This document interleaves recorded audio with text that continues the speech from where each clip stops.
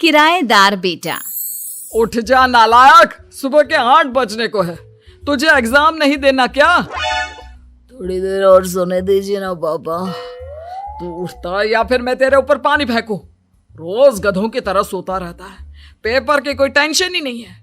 और एक हमारा समय था जब हम पेपर में फेल होने के डर से रात भर पढ़ा करते थे, सो ही नहीं पाते थे। तो क्या अब आप उसका बदला मुझसे लेंगे? मैं 15 मिनट बाद उठ जाऊंगा, आप प्लीज जाइए, मुझे डिस्टर्ब मत कीजिए। इतना कहकर रौनक रजाई ढककर फिर से सो जाता है। तू ऐसा नहीं मानेगा, रुक मैं अभी पानी लेकर आता हूं। बस फिर क्या था, इतना कहकर वो भागते हुए बाथरूम में जाते हैं और पानी की एक बड़ी सी बाल्टी लाकर रौनक के ऊपर फेंक देते हैं। पानी पड़ते ही रौनक झट से उठ जाता है। ये आपने क्या किया पापा? अब तो उठेगा नहीं तो यही करना पड़ेगा ना। वैसे थैंक्स डैड, आपके कारण ना अब मुझे नहाने की भी जरूरत नहीं पड़ेगी। चलिए अब आप माँ से बोलकर मेरे कपड़े निकलवा दीजिए, तब तक मैं ब्रश कर लेता हूँ। वैसे कल ना आप एक काम और करना, नहलाने के साथ साथ मुझे ब्रश भी करवा देना। ये ब्रश करने में ना मुझे बहुत आलस आता है। रौनक की बातों से अरविंद का मुंह खुला का खुला रह जाता है। वो अपनी पत्नी कमला के पास जाता है और रौनक की हरकतों के बारे में बताता है, जिसे सुन उसकी पत्नी हंसने लगती है। तुम अपने बेटे को समझाने के बजाय हंस रही हो। रौनक बच्चा है, धीरे धीरे सुधर जाएगा, आप क्यों उसके पीछे पड़े रहते हो? अभी नहीं सुधरेगा तो कब सुधरेगा? 10वीं क्लास में है रौनक, वो अब कोई बच्चा नहीं रहा। अरविंद की इतना बोलते ही वहां रौनक भी आ जाता है। क्या डैड, मैंने आपको एक काम दिया था, वो भी नहीं हुआ आपसे। अरे क्या हुआ बेटा? माँ, मैंने डैड से बोला था कि वो आपको बोलकर मेरे स्कूल की यूनिफॉर्म निकाल दे, लेकिन मेरे पीछे पड़ने के अलावा इनसे एक काम ढंग से नहीं होता। देख रही हो कमला, देख रही हो अपने लाडले को? अरे आप चुप रहिए जी। चलो बेटा, मैं तुम्हें कपड़े निकाल कर दे देती हूँ। बस ऐसे ही साल पर साल बीतते जाते हैं, लेकिन रौनक के रवैये में कोई बदलाव नहीं आता। वो पहले से भी ज्यादा आलसी और पूरी तरह अपने माता पिता पर निर्भर हो जाता है। 2 साल बाद पता नहीं कहाँ गायब रहता है पूरे दिन, अब तक तो आ जाना चाहिए था। अरे आप इतनी फिक्र क्यों कर रहे हैं उसकी? दोस्तों के साथ खेल रहा होगा, आ जाएगा अभी। ये कोई टाइम है खेलने का? 10 बजने वाले हैं, इतनी रात में कौन खेलता है? कमला कुछ कहती उससे पहले ही रौनक वहां आ जाता है। मम्मी जल्दी से खाना लगा दो, बहुत भूख लग रही है। तुम्हें तब तक खाना नहीं मिलेगा जब तक तुम बता नहीं देते कि इतनी रात गए कहां से आ रहे हो। ओ प्लीज डैड, अब आप एसी पे प्रद्युमन बनकर मेरे सर पर बंदूक लेकर मत बैठ जाना। अपनी फालतू की बकवास बंद कर और बता कहां से आ रहा है। माँ अब समझाइए ना डैड को। बता देना बेटा, इनको भी तसल्ली हो जाएगी। आप बोल रही हैं तो बता देता हूँ, मैं दोस्तों के साथ मूवी देखने गया था, इसलिए देर हो गई। तो इन सब चीजों में मेरे पैसे उड़ाता है। कभी 1 रुपया कमाने के बारे में सोचा है तूने? जब देखो हवा की तरह पैसे उड़ाता रहता है। माँ अब आप इन्हें चुप करा दीजिए, वरना ना मुझे गुस्सा आ जाएगा। अच्छा क्या कर लेगा? बता ना क्या कर लेगा तू? वैसे बात तो ठीक ही है, मैं कर ही क्या सकता हूँ। पैसे तो फिर भी मैं आपसे ही मांगूंगा ना। चलिए अब ये सब बात छोड़िए और मम्मी मेरे लिए खाना लगा दीजिए। अभी लगा देती हूँ बेटा। मैं बता रहा हूँ कमला, एक दिन ये ऐसे ही बिगड़ जाएगा। ओफो, आप क्यों इतना पीछे पड़े रहते हो मेरे बच्चे के? बात की बाद में देखेंगे, अभी आप शांति से उसे खाना खाने देंगे। अगले दिन डैडी मुझे 10,000 रुपए चाहिए। हाँ? अब इतने पैसे क्यों चाहिए तुझे? डैड आप बिना सवाल किए कभी पैसे नहीं दे सकते क्या? जब तक तू बताएगा नहीं तुझे पैसे भी नहीं मिलेंगे। अरे अब आप अपने बेटे को पैसे भी नहीं दे सकते? नालायक, तेरी उम्र के लोग नौकरी करते हैं और एक तू है जो नौकरी करने का नाम ही नहीं लेता कभी। आप लोगों के होते हुए भला मैं नौकरी क्यों करूं? अरे हम कब तक पैसे देंगे तुझे? तुझे भी तो अपने पैरों पर खड़ा होना होगा ना। कौन सा उधार के पैरों पर खड़ा हूं? अपने ही तो पैरों पर खड़ा हूं मैं। इसी तरह रौनक दिन प्रतिदिन लापरवाह होता जाता है। उसकी लापरवाही को देखते हुए अरविंद और कमला अपने बेटे की शादी कराने का फैसला लेते हैं और 1 महीने के अंदर अंदर ही रौनक की शादी मेघा नाम की लड़की से करा देते हैं। शादी के कुछ दिन बाद, रौनक, मुझे एक अच्छी सी साड़ी चाहिए, आप ला दोगी ना? हाँ, क्यों नहीं।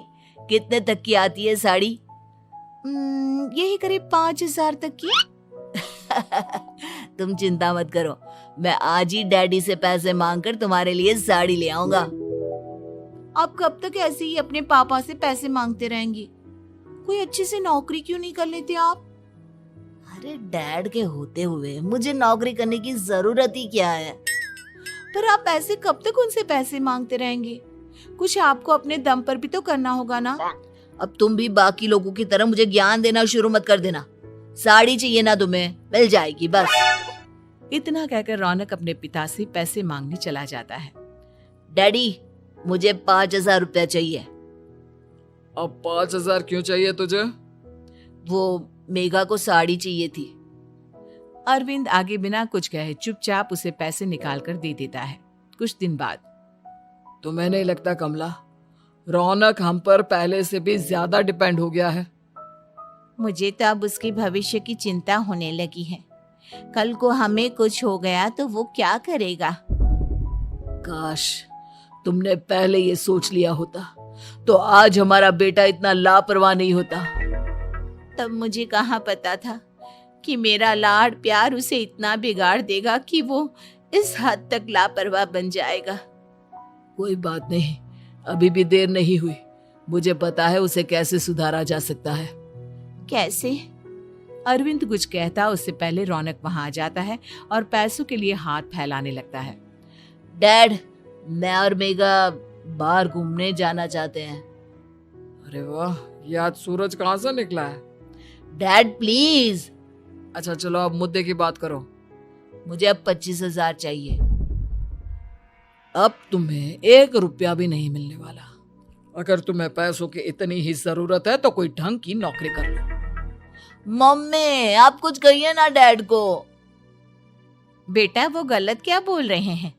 ये सब हम तेरे भले के लिए ही तो कर रहे हैं। मम्मा, मैंने बताया ना आपको, मुझे नहीं करनी कोई जॉब वॉब। तो ठीक है, निकल जाओ हमारे घर से। तुम्हारे जैसे लोगों के लिए मैंने ये घर खड़ा नहीं किया है। जितना ये घर आपका है ना, उतना ही मेरा भी है। मैं कहीं नहीं जाने वाला। जाना तो पड़ेगा ही तुझे, क्योंकि अब मैं तेरा कोई भी खर्चा नहीं उठाने वाला। ठीक है, मत उठाइए मेरा खर्चा, मैं अपने दम पर भी जी सकता हूँ। तो बेशर्मों की तरह अब तक यहाँ क्यों खड़ा है? अपना सामान ले और निकल जाए यहाँ से। रौनक पैर पटकते हुए वहां से चला जाता है। घर से निकालना जरूरी है क्या उसे? बिना पैसों के कौन रखेगा उसे किराए पर? अगर उसका भविष्य सुधारना है तो हमें अपने दिल पर पत्थर रखकर ये कदम उठाना ही होगा। दोनों बात कर रहे होते हैं कि रौनक अपनी पत्नी के साथ एक बड़ा सा बैग लेकर घर से निकल जाता है, लेकिन घर से बाहर उसे कोई भी मुफ्त में अपने घर किराए पर नहीं रखता। अंत में थक हार कर वो फिर से अपने घर चला जाता है। क्या हुआ? थोड़ी देर पहले तो दहाड़ते हुए घर से निकला था, अब क्या हुआ? नहीं रखा ना किसी ने तुझे किराए पर? डैड प्लीज, मैं कुछ दिनों में कोई अच्छी सी नौकरी शुरू कर दूंगा। आप तब तक तो हमें रख लीजिए प्लीज। सुबह से रात हो चुकी है लेकिन कोई हमें रखने को राजी नहीं है। अब आप ही बताइए, इतनी रात को मैं मेघा को लेकर कहाँ जाऊंगा? ठीक है, बहू की वजह से मैं तुझे घर पर रख रहा हूँ, लेकिन तू इस घर में एक बेटे की नहीं बल्कि एक किराएदार की हैसियत से रहेगा। 3 महीने हैं तेरे पास। इन 3 महीनों के अंदर अंदर मुझे तेरी पहली तनख्वाह हाथ में चाहिए, समझ गया? पक्का डैड, इन 3 महीनों के अंदर अंदर तो कोई बढ़िया सी नौकरी ढूंढ ही लूंगा मैं। ऐसे ही धीरे धीरे समय बीतने लगता है और अरविंद के दिए 3 महीनों में से 2 महीने बीत चुके होते हैं। पापा जी ने हमें 3 महीने दिए थे, जिसमें से 2 महीने तो बीत चुके हैं। अब ये आखिरी महीना बचा है। अरे तुम चिंता मत करो, आज मेरा ना 2 जगह इंटरव्यू है, दोनों में से कहीं ना कहीं तो जॉब लगी जाएगी। अच्छा, all the best. Raunak interview के लिए निकल जाता है, जिसके बाद शाम में रौनक घर आता है। कैसा गया इंटरव्यू? आपकी नौकरी लगी या नहीं? अरे पहले सांस तो ले लेने दो अच्छे से। बताइए ना, मुझसे तो जरा भी इंतजार नहीं हो रहा है। वो दरअसल बात यह है कि मेरी नौकरी तो लग चुकी है, लेकिन पैसे बहुत कम है। कितने पैसे हैं? 15,000। इतने में अरविंद और कमला मिठाई का डिब्बा लेकर आ जाते हैं। बधाई हो बेटा। हम जानते थे तेरी जॉब जरूर लगेगी। लेकिन मेरी सैलरी बहुत कम है मम्मा। कम है तो क्या हुआ, धीरे धीरे बढ़ जाएगी। हाँ बेटा, हम तो बस चाहते थे कि तू अपने पैरों पर खड़ा हो जाए। मतलब अब आप मुझे घर से नहीं निकालेंगे? नहीं, ये सब हमने तुझे जिम्मेदार इंसान बनाने के लिए किया था। Thank you mummy papa. अगर आप दोनों ऐसा नहीं करते तो मुझे कभी अपनी जिम्मेदारियों का एहसास तक नहीं होता। आज आपने मुझे सिखा दिया कि इंसान का अपने पैरों पर खड़ा होना भी जरूरी होता है। इतना कहकर रौनक झट से अपने माता पिता के गले लग जाता है और अपनी कमाई की पहली तनख्वाह वो अपने माता पिता के हाथ में सौंपता है। इस तरह रौनक एक गैर जिम्मेदार व्यक्ति से एक जिम्मेदार व्यक्ति बन जाता है।